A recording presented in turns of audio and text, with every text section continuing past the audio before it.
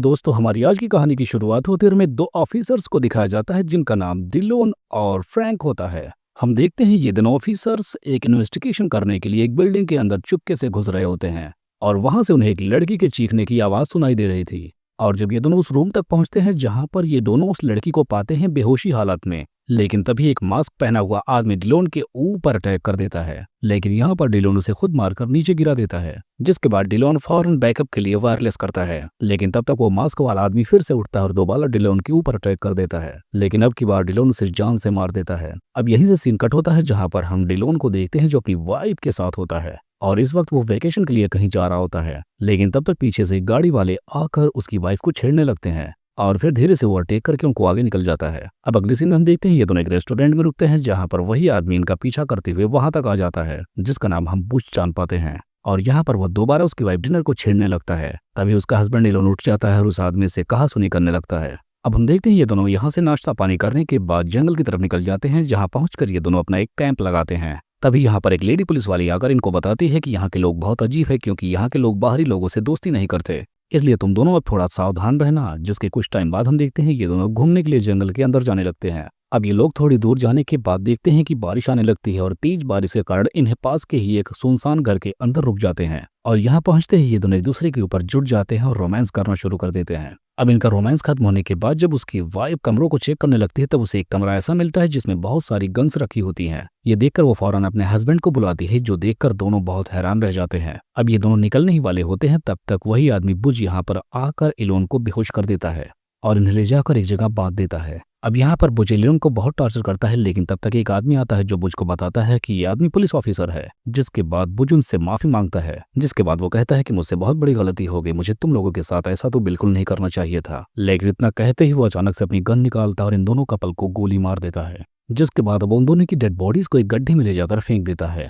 अब इसके इतना करने के बाद हमें एक फ्लैशबैक का सीन दिखाया जाता है जहां पर डिनर आर्मी की ट्रेनिंग ले रही होती है। यहाँ पर हमें दिखाया जाता है कि उसने बहुत हार्ड ट्रेनिंग की होती है, लेकिन तब तक उसकी आंख उसके कब्र में खुलती है जहां पर वो बच गई होती है क्योंकि गोली उसे छू कर निकल गई थी। जिसके बाद हम देखते हैं अपने हस्बैंड की डेड बॉडीज को मट्टी से अच्छे से ढक देती है और फिर वहीं बैठकर रोने लगती है। अब अगले सीन में हम देखते हैं वो उस कैंप तक जाती है जहां पर उसके हस्बैंड ने उसके लिए कैंप लगाया था। यहाँ पर वो सोचती है कि आखिर वो इस जंगल में क्यों आई, क्योंकि ऐसा करने से उसके हस्बैंड की जान चली गई। लेकिन यहीं पर वो डिसाइड करती है कि यहाँ पर एक एक दरिंदों को वो नहीं छोड़ेगी, जो भी उसके हस्बैंड के खून के जिम्मेदार है उन्हें नहीं छोड़ेगी। जिसके अगले सीन में हम देखते हैं वो पेड़ में लगी कुल्हाड़ी को निकालकर सीधा फिर से उसी तरफ जाने लगती है। दूसरी तरफ हम बुज और उसके बाकी साथियों को देखते हैं जो उसी होटल में मजे कर रहे होते हैं। लेकिन यहाँ पर हमें दिखाया जाता है कि जितनी भी लड़कियां इस क्लब में थी सब डरी और सहमी हुई थी। असल में ये लोग इन लड़कियों को किडनैप करके इनसे जबरदस्ती धंधे करवा रहे थे।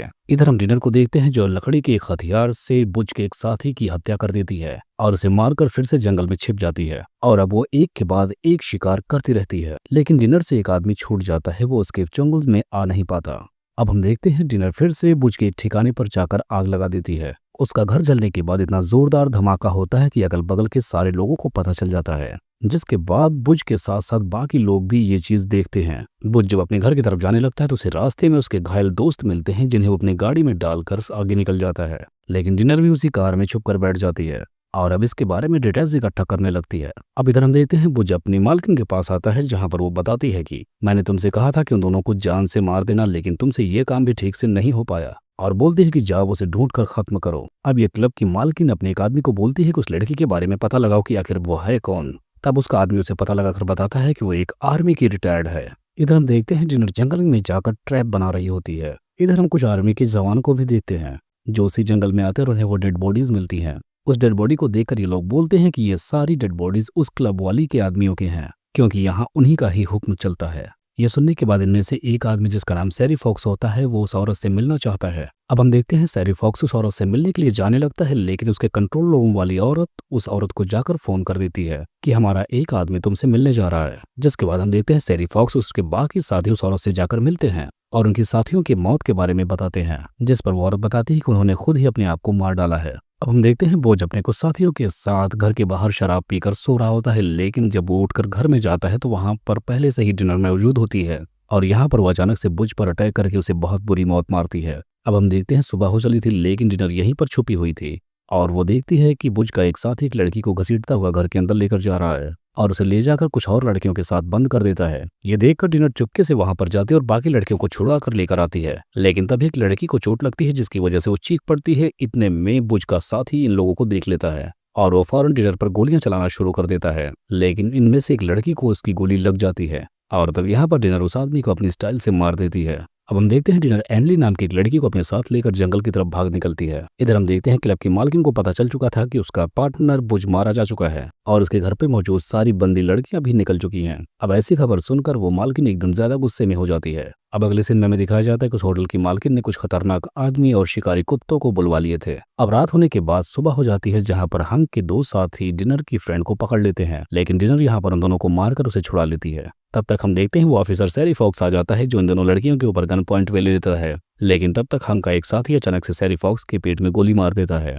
ये देख कर डिनर फौरन उस आदमी को भी गोली मार देती है, जिसके बाद वो दोनों ले जाकर सैरी फॉक्स को एक जगह पर छिपा देते हैं। फिर वो कहते हैं कि हम दोनों को सबका ध्यान भटकाना होगा ताकि सैरी फॉक्स यहाँ से निकल सके। जिसके बाद ये दोनों एक नदी का किनारा पकड़ते हुए जंगल के दूसरी तरफ निकल आती हैं, जहाँ पर उन्हें वही लेडीज पुलिस ऑफिसर मिलती है और वो इन दोनों को अपनी कार में बैठा लेती है और इसकी कार में ये दोनों सो जाते हैं। लेकिन जब इनकी आंख खुलती है तब इन्हें पता चलता है कि वो लेडी पुलिस ऑफिसर इन्हें फिर से उसी क्लब की मालकिन के पास लेकर आ गई है और बहुत सारे लोग इन दोनों को गन पॉइंट पर लेकर खड़े हुए हैं।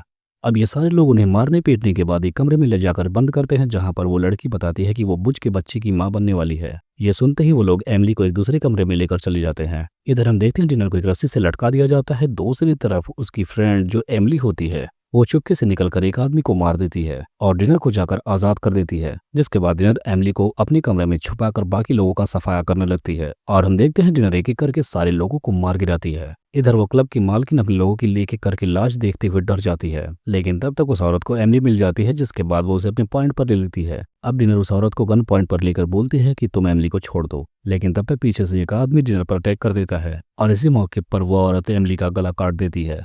अब फौरन डिनर भी उस आदमी को मारकर अपनी फ्रेंड एमिली को उठाने की कोशिश करती है, लेकिन बहुत देर हो चुकी थी, एमिली तब तक मर चुकी थी। जिसके बाद हमें 3 महीने बाद की कहानी दिखाई जाती है। यहाँ पर हम सैरी फॉक्स को देखते हैं, जहाँ पर एक लड़की का कॉल आता है, जहाँ पर उसे बताया जाता है कि तुम तैयार रहना, तुम्हारी जरूरत पड़ सकती है। और दूसरी तरफ उस क्लब की मालकिन को दिखाया जाता है जो अपने गार्डन में बैठी होती है। तभी उसके पास एक मैसेज आता है कि आज न्याय का दिन है और तब तक उसके माथे में एक गोली आकर घुस जाती है और इसी दौरान हमें जंगल में डिनर को स्नाइपर गन के साथ दिखाया जाता है। अब हम देखते हैं डिनर इन सबको मारने के बाद अपनी राइफल को अपनी गाड़ी में रख के वहां से फौरन निकल जाती है और बस इसी को दिखाते हुए इस कहानी का यहीं पर एंड हो जाता है।